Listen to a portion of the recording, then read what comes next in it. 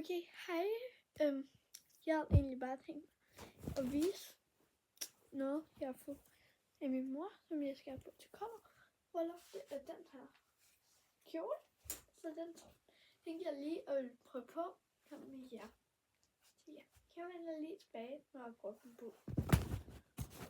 Okay, nu har jeg lige fået den på. Jeg tænkte lige at vise den lidt lavere længde.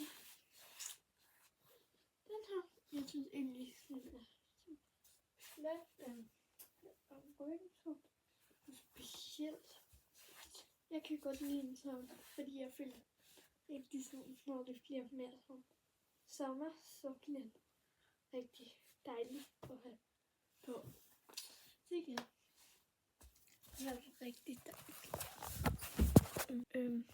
Jeg tænker egentlig bare, at det var det for den video.